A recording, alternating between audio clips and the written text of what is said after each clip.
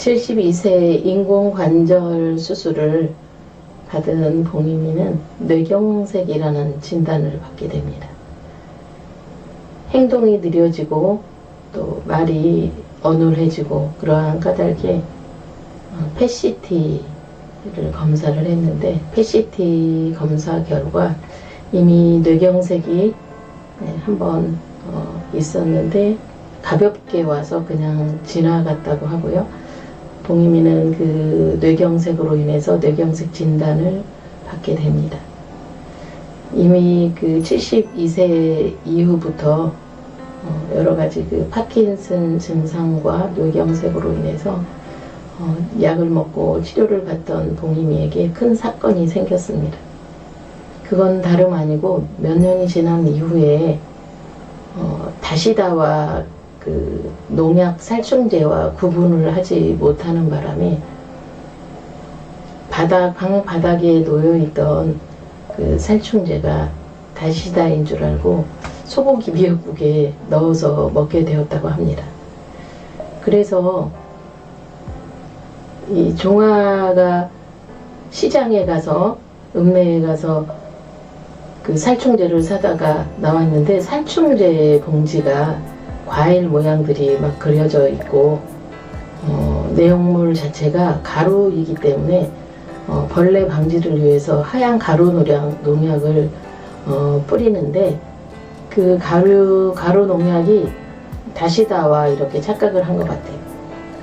그래서 환자들이 식사를 하거나 아니면 이런 음식을 해서 먹을 때 주의를 해야 될 것 같다는 그런 생각이 듭니다. 그래서 봉임 씨는 그렇게 다시다인 줄 알고 미역국에 계속 넣어서 맛을 보게 됩니다.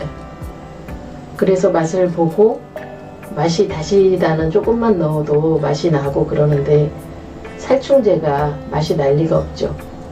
그렇게 살충제를 계속 집어넣어서 요리를 해서 종아씨와 같이 먹게 됩니다.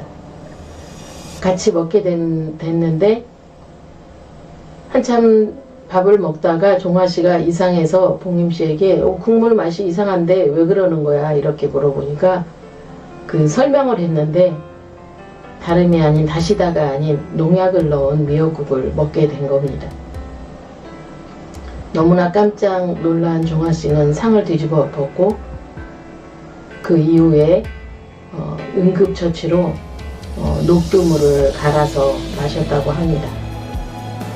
약간 그 녹두 같은 경우에는 이렇게 그 독을 약간 해독작용 비슷한 그러한 민간 효능법이 있거든요.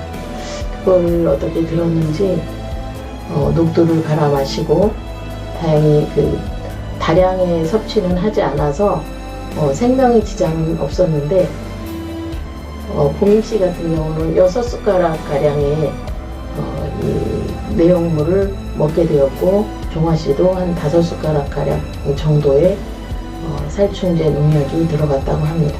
살충제는 벌레를 죽이기 위해서 이렇게 뿌리는 약이기 때문에 이런 뭐 제초제나 이런 거 농약에 비해서 그 약하다고 합니다. 그래서 다행히 생명에는 지장이 없었지만 병원에 가게 되었고 근데 종아씨와 봉임씨는 바로 병원을 갔어야 되는데 가지 않고 그 다음날 자고 일어나서 아침에 그 동네 사람들에 의해서 병원을 가게 됐는데 이미 온몸에 농약이 다 퍼져서 이 위세척을 할 수 없는 상황이 된 겁니다. 그래서 읍내에 있는 병원에서는 처리를 하지 못하고 다시 큰 병원으로 이송을 하게 됩니다. 큰 병원에 가서 일주일가량 온몸에 해독 처리를 다 하고 그리고 나서 퇴원을 하게 되었습니다. 이렇게 나이를 먹어가는 것도 서러운데 또 이렇게 뇌경색이라는 진단을 받아서 또 이렇게 밥을 잘 해먹지 못할 정도가 되니까 봉임씨와 종아씨의 건강은 점점 나빠져 갔습니다.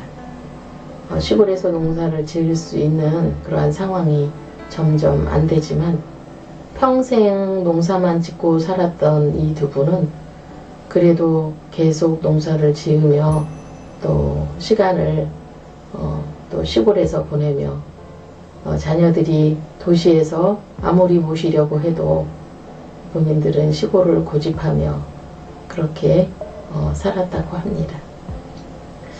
행여나 시골에 계신 어르신들 중에 이렇게 몸에 아픔이 있거나 또 이런 분들은 꼭 자녀들의 그 권유를 들었으면 좋겠다는 그러한 말씀을 드리고 싶습니다.